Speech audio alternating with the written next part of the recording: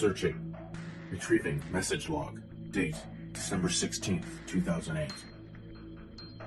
Undertow. December 16th, 2008. Saturday. So the pendulum is in Boston. That last secret tells me that he thought it would be safer in the hands of those researching it. Of course he won't trust the librarian with it. He handed it off to someone nearby. I wonder how long this chain will continue. Will Snow White ever give up? Vale, December 16th, 2008, Saturday.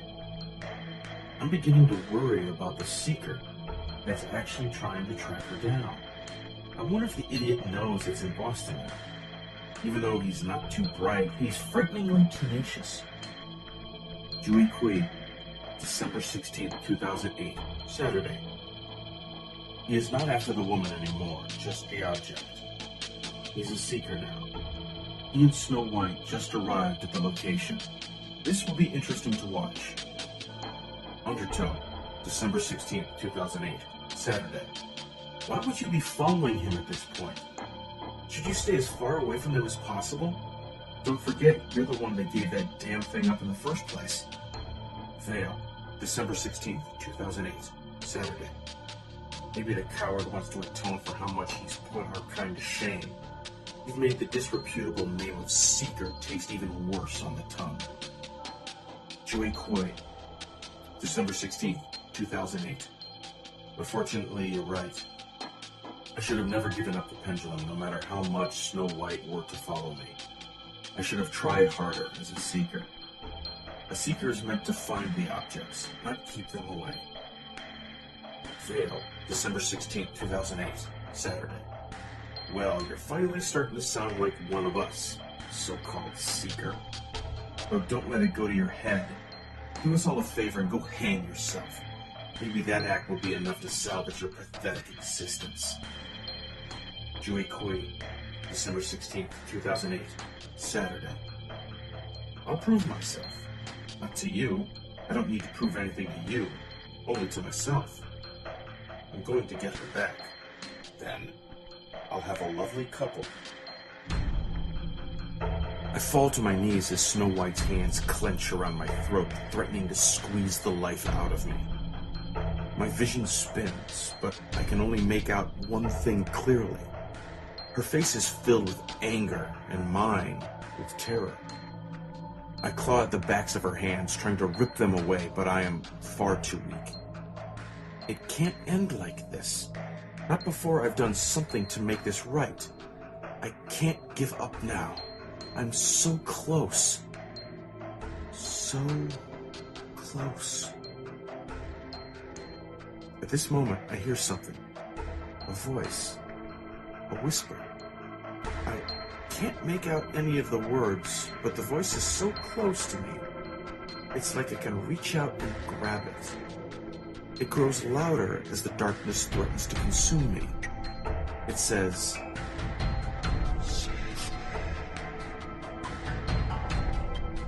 I punch her in the neck with all my strength, a reflexive moment, and she backs away, clutching her throat and coughing. For a moment, she looks almost ready to vomit, punching over, but she locks her eyes back on me and begins to advance again. Now, I've drawn out the knife that Alan had tried to kill me with. She stops a few feet from me, eyes on my knife. She looks up at me, and I recognize that I've stopped her for the time being. How long is that going to last? What the hell? Is the first thing out of my mouth. I'm trying to help you. You understand nothing, she repeats monotonously. I do! I veritably scream at her.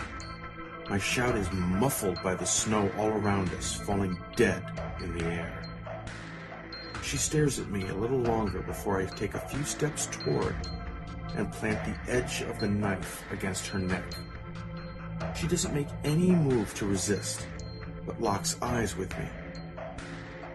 I do! I seethe at her through clenched teeth. I understand. The holder of change told me what they used to be. Her eyes widen in astonishment. So I continue. I can hear the voices. Holders, seekers, and objects are all alike, aren't they? The objects aren't just inanimate things, they want us to be with them. Everything I was saying was the truth. I could see it reflected in her eyes as well. Yet, there was still one thing I didn't understand. That's why I came here. I needed to find out. The objects are the ones that drive us to seek. But why?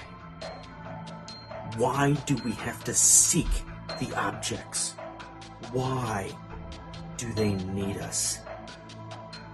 Her expression slowly shifts to one of complete detestation. It's their love. They just want to be held. Suddenly, she bats my arm out of the way and wraps one hand back around my throat. I try to resist, but my legs give out and she topples onto me, slamming down onto my chest. As the wind is knocked out of me, she grabs my weapon arm with her other hand and slams it down hard into the ground. The force of the blow is incredible. I scream out as I feel the snap of my wrist breaking. Where is she? Looking down at me, the darkness around her eyes becomes more intense. In fact, her eyes completely fade away, leaving only 2 deep pits. It's the same as when I stared into those empty eye sockets of the holder of change. Once again, I experience true fear. My heart catches in my throat, and I have to struggle to keep from bursting into tears. Her figure weighs down on my body like a ton of bricks. My windpipe is slowly crushing me. I don't even have the strength to struggle anymore. I want to get away. I have to get away from this demonic woman. I can almost feel the revolver in my hand, and I'm desperate to put it between my eyes again. She's leaning closer to me now, as if she's going to suck my very soul from my mouth. The dark pits of her eyes are spreading slowly, becoming far too large. Black cracks are appearing around them, splitting her perfect white skin. I can hear her. No, it's not her. It's the water. The sound of the rushing dark water is coming from her. I can also hear the pendulum whispering in my ear. Save me. I look up at the pendulum hanging high in the oak tree where I had thrown it just before Snow White had arrived. Suddenly, dark pits are gone, only her 2 eyes. She sees my expression and follows my gaze up to the oak tree. A fierce want appears in her face, and without realizing it, she releases just enough pressure on my injured arm. When I swing my arm upward, my hand rolls painfully on my wrist, but connects hard with her chin, making her scream in pain as I lean upward. I shove her off with all my strength and try to run up to the tree, but she grabs my ankle.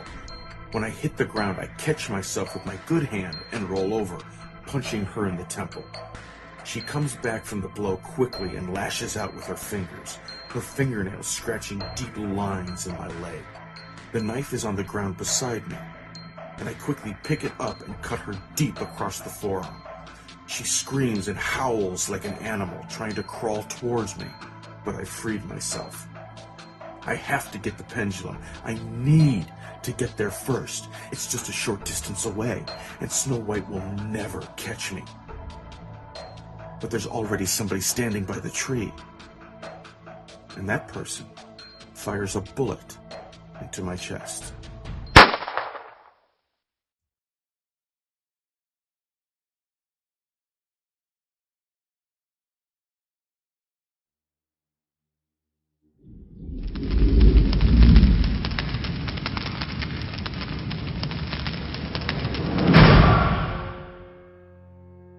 Searching. File found. Date: December 16th, 2008. Author: J. Quincy. This is my final entry. I've been doing nothing but researching the objects for over a year now, and I've been trying to keep the objects themselves away from me as much as possible. Yet, no matter how hard I try, it's just impossible. I cannot remain an outside observer. You can't know about this world and not be affected. It was inevitable. I got my first object half a year ago. It was a pendulum. When I got back from retrieving it from its holder, I thought I was on the verge of insanity. I had an emotional breakdown every other day from the stress. As time went on, it got better, but it never totally went away. Yet somehow, I never regretted it. It's because of the object. I was already attached. One day, I had to give it up, though, because I was being followed by its holder. I've never heard of anything like this happening before, but like I've said before, it doesn't always follow the formula. I did regret giving it away. It's plagued me to this day. The other seekers called me a coward, a wannabe seeker who's too afraid of the objects to really commit. Even for seekers, the most disreputable people on Earth, I am the lowest of the low. Then, today, a boy came to my house. He was looking for the pendulum. He wanted it, even if Snow White wanted it more. He would not take no for an answer. When he left an object behind. The empty bullet casing from the holder of change. I recognized it instantly. I touched it and felt its curves. It reminded me of how the pendulum felt in my hands. I knew then I had to get it back. I had to redeem myself. I had to prove that I was at least on the same level of scum as my peers. No matter who I had to get through, no matter who I must gun down, I will get that object back. My name is Jules Quincy, and this is my last entry. From today on, I am a true seeker. Goodbye. I don't feel any pain. I vaguely sense that a bullet has lodged itself in my chest, and look down to see the blood running down my shirt, but I don't feel any pain. Though my mind is in a haze, my understanding of the situation is quite clear. This isn't like the test before. I'm not going to wake up totally unharmed. I look up and try to understand why the librarian shot me, but I can't see his face quite clearly now. When I try to take a step forward, the ground rushes up to meet me, and now all I can see is white. My breathing is labored, and blood is dribbling out of my mouth. I manage to raise my head to look at the man standing under the tree. I try my best to focus on his expression. His face comes slightly into focus, and he's shaking his head as if I'm the child who stuck his hand in the cookie jar one too many times. Snow White is standing there with what can be loosely described as shock. The pendulum is hanging from a branch high above. I can still hear it whispering, and I try to call out to it with my thoughts. I don't know if it can hear me, but I try as hard as I can. Pendulum, I understand now. It was you that left the message on the wall. You wanted her to save you, even if it meant turning her back into a holder. If she didn't, you would be in such pain. If you let me, I can save you instead. We can protect each other forever and ever. Have I finally come to an understanding? Or do I still not know? What was it that the holder of change had told me? What did I come here for? What are the objects? What? I'm slipping. An odd, warm feeling is filling my chest, and I only manage to realize I'm becoming delirious for a few seconds. Then, the warm feeling washes over my entire body, and I'm struck with tranquility. Carry me away, sweet water, to a far shore. I'm happy now. The pendulum speaks back to me. She has heard me. Finally, I'm loved back. Finally, I'm good for something. I smile as I drift away.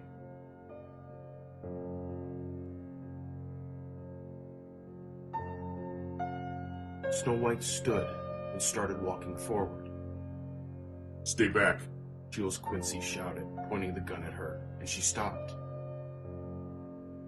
"Look at that blood all over you. You're just an awful mess. Would be a shame to stain that pretty robe anymore." His eyes were wide and wild, and his glasses were skewed. He knew this feeling. It was a feeling he had when he was clinging to his first and only object. A longing, no, a craze. He was crazed for the love that the pendulum once gave him. Infinitely strong, unconditional love. He just needed everyone out of his way first. He looked down at Eric's still form and had to stifle a crazed laugh. The idiot thought he could just walk up and convince Snow White to hand the pendulum over? You can't stop me, said the white woman, clutching her arm. But Jules simply laughed. "I beg to differ." The sound of the gunshot bathed the garden. The white woman's eyes widened, and she looked down to her stomach, where a blotch of blood was quickly spreading from the bullet hole. With a quiet curse under her breath, she fell backwards into the snow, cradling her wound. "That was too easy," laughed Jules. Dropping the gun, he whipped around to face the tree and began to pull himself up onto the lower limbs. The pendulum was 30 feet above him, but he could get to it in no time. No one would be able to call him a coward now. He took down the fool, and he took down the fearsome Snow White with 2 shots.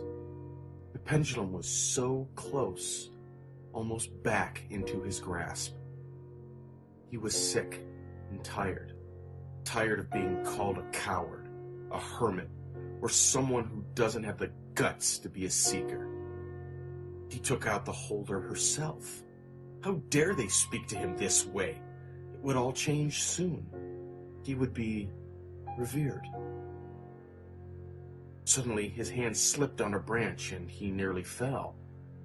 When he finally caught hold of the branch, it was slick under his fingers. The branch on his other hand had also inexplicably become slippery. What was going on? Snow White was back on her feet, cradling the hole in her stomach. It had knocked her down, but the pain was already fading away. If she didn't hurry, the librarian would get to the pendulum, if it wasn't already too late. When she looked up, though, she saw him slip. The tree was covered in something black. At the same time, it looked as if a shadow was falling over the garden. The lamppost nearby flickered. Jules shrieked when he saw the oil on his fingertips and began to panic.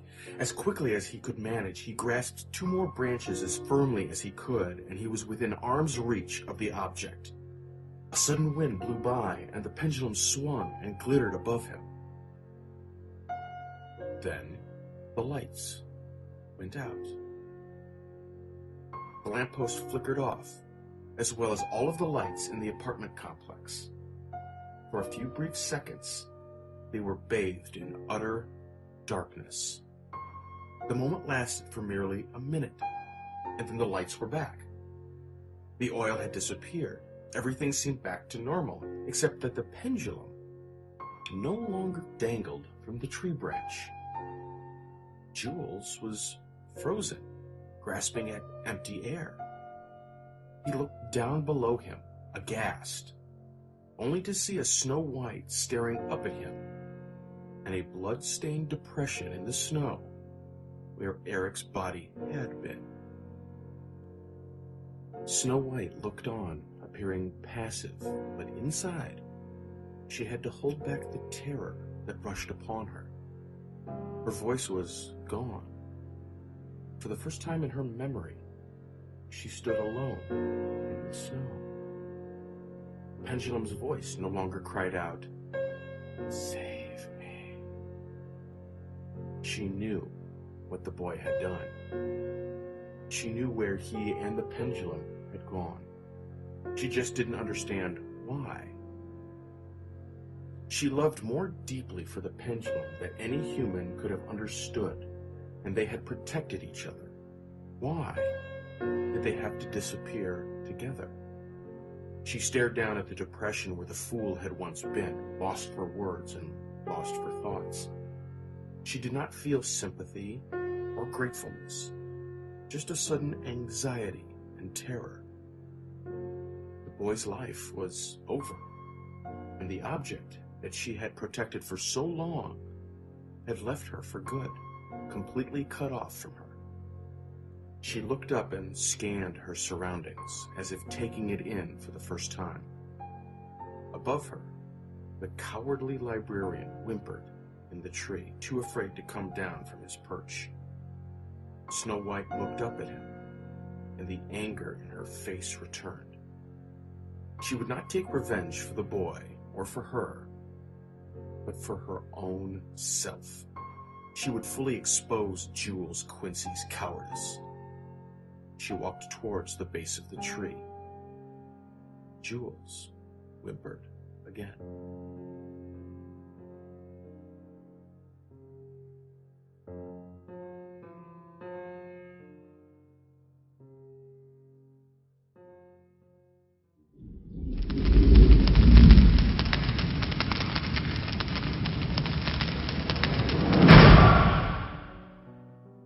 Why does the snow fall? It snows to mask their eternal sadness. Why does the river flow? It flows to carry those that have died peacefully to their final resting place. Why does the pendulum swing? It swings for each lost soul that has seen their final deliverance. Allow me to tell you their tale. Winter passed away with the months, and it had reached that delicate time of the year when the snow had long stopped falling, but the first early spring rain had not come yet. The streets of Manhattan were bare, and color was only just beginning to return, even to this concrete jungle. Reds and greens were beginning to stand out more, now that the fierce grip of January and February were gone.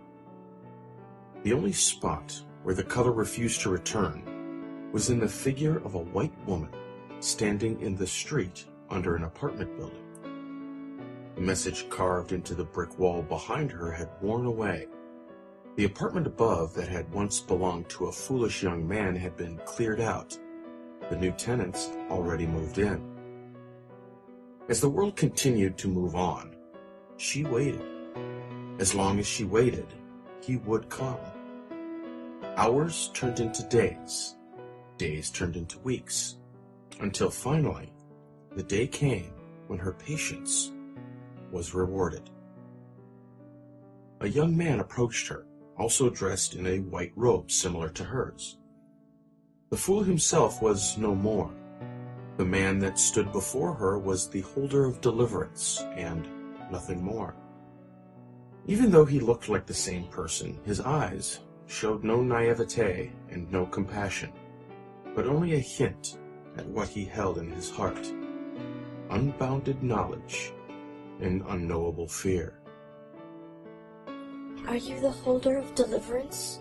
she asks, echoing the words once spoken to her by Jules Quincy. He responded in turn. Deliverance is held by only those that have so earned it. He did not lead her away to the river as she would have in that situation. Instead, he nodded at her knowingly and drew the pendulum directly out of his pocket. You've come for this, haven't you? She hesitated before holding out her hands like a beggar. I only want to check on it. Deliverance scanned her up and down impassively, and, in an act unheard of to seekers, the holder placed it into the palm of her hands softly, the silver chain curling around the diamond-like head. He waited, watching her carefully. For a moment, a hint of want flitted in her eyes, and her fingers wrapped around it. Then, she closed her eyes and took a deep breath. She squeezed the pendulum in her hand once tightly, before handing it back to Deliverance. If this had still been the same boy, he would have thanked her or wished her well. Instead, Deliverance merely shook his head at her, wearing an odd expression, one that she couldn't quite read. It was the face of a holder, the face of a world she had been released from. You won't find me here anymore. No, She said firmly. I won't. The holder of Deliverance reached into the wall and tore open the black scar. Black, oily water poured from the bottom of the slit and across the ground, staining the concrete. Without giving a second look to the woman, the man stepped inside the scar, letting it snap shut behind him. The wall was left unmarked, and in the next moment, the black water was gone. She didn't know where she would go now, but she didn't feel so lost anymore. Before, only the pendulum lay before her. Now, there was everything. Though the world was returning to color, she remained a patch of white, a reminder of the winter that it had left behind. It doesn't always follow the formula.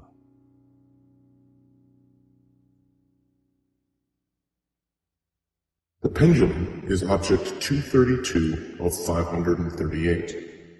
Deliverance is held only by those that have so earned it.